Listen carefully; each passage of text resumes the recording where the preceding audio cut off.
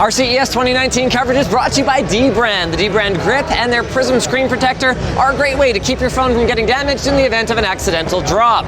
Or, here's another idea.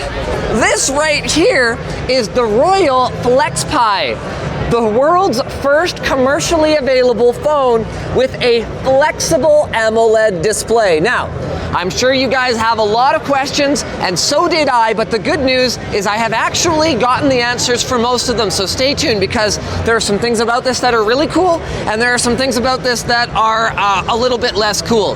So they started out in 2012, but this is actually their first phone. They've been hard at work on this for years, and they actually had to build their own fabrication and production line in order to make this a reality. And it started with the world's thinnest display. So they claim that the actual display layer of their tech here is just 0.01 millimeters thick, and this was absolutely critical to getting it to be flexible enough that it could not just be bent in a tight radius like this, but it could do so 200,000 times without being damaged. The trick here is that while flexible OLED technology has been around for a long time, the substrate is the part that's the challenge, because traditionally you would build it onto glass, and finding a plastic that is also both thin and flexible and durable, both, whatever, don't worry about it, enough, is a real challenge. Now, they couldn't really give me any details as to exactly what plastic they're using, but it seems to be working incredibly well. Now, in terms of the operating system and specs, it's running Snapdragon 855, 6 or 8 gigs of RAM, 128 or 256 gigs of storage, and a customized version of Android that they're calling WaterOS. And the reason for that is that they had to specially design the software in order to flow like water from one orientation to another. So you can use it like this in tablet mode, so that's either portrait or landscape mode. That is a 4:3 display if you're into the mobile productivity. You can fold it up and use it like this, and you're going to end up with a 16:9 display. You can turn it around, and here you've got, I believe it's an 18:9 display if you use it in this aspect ratio.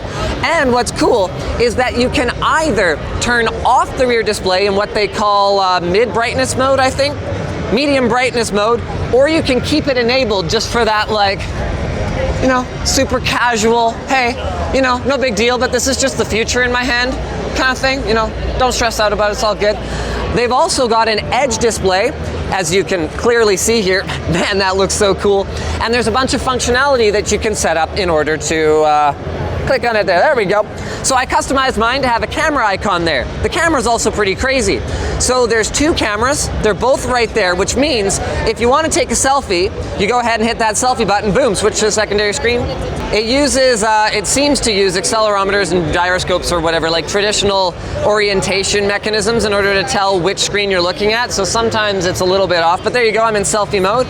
Or, boom, you want to switch back, you go, there's still a little bit of placeholder Chinese in the OS. Look, they're not planning to launch this in the US like anytime soon, like hopefully sometime this year they said, but they're already actually launched in China.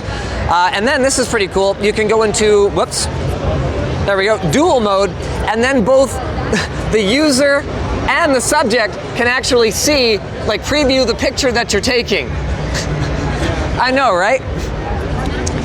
However, there are definitely some things I noticed.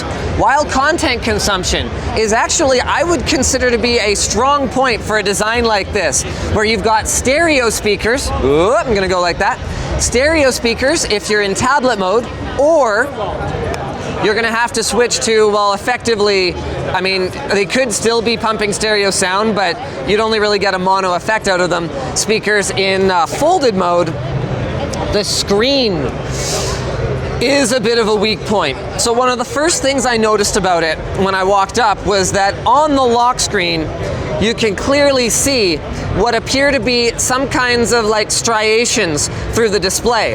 And now initially what I thought was that this was because of the fold here. Either the screen had been worn out by being folded and unfolded 1,000 times on the show floor, or it was the slightly ribbed texture behind it that was causing it to appear that way. Upon further inspection though, what I realized was that they're present everywhere, So you can see under this file management and clock icon, there's kind of a shadow that even moves around as I swipe the icons to the left and right. Now, then I thought maybe this is some kind of a shadow that they've baked into their OS as a graphical feature. Then though, I switched it here, and it appears as though they still run this way. So there was something else. What was the other thing that I was using the Play Store as an example here. So you can see those shadows are still down here. So it appears to be an artifact of the display technology itself, at least at this time. Another thing that was quite noticeable to me was if we fire up the messaging app, we've actually got, I guess this is great for a show floor demo because you've kind of got a watermark on every screen, but they clearly had demo video running on this for quite some time, and we all know that burn-in can be an issue with AMOLED technology, and it appears that the state that they're in right now is one where burn-in is not just possible, but even present on these show floor devices. So, state of things now. This is really cool, especially how impressively tight they've got the bend on this thing, and now that I'm aware that the issue with the striations through the display is not actually the panel, or is not actually the bend mechanism itself, that's sick. Now there's still obviously some work to do on the software side, and there's definitely work to do on the panel side, making sure that it's not burning in like that, and improving their color accuracy. Right, I forgot one more thing. So comparing the Play Store icon and Amazon icon, remember these are known icons with my Samsung Note 9 in just the basic mode and whatever the other one is, without the blue light filter on or anything, you can see that there's not much color depth to the display. So the subtleties of colors can get lost a little bit. That's why that YouTube play button there is like a shrieking, vibrant red, rather than the more subtle red that it would naturally be. So still some work to do on the panel tech, but very cool direction, and I could definitely get used to the idea of having something that I can fold up, put in my pocket, check that out, and then unfold, and boom, I'm watching full screen content just like that. What an incredible experience for the future. Speaking of the future, if you care about the future of your phone, you probably want to get a D-brand grip and a Prism screen protector. The D-brand grip is impact resistant. It's got these little lips on the front, so even if you put it down on a table or whatever, you're not going to scratch your screen. It's got precision cutouts for your camera, your touch sensor, all that good stuff, and there's super clicky buttons.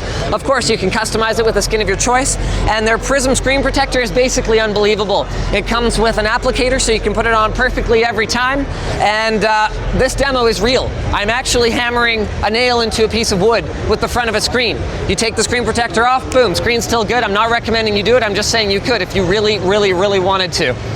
So check them out at the link in the video description. Guys, don't miss any of our CES 2019 content. We'd love to see you at the next booth. Make sure you're subscribed so that we all make our appointments.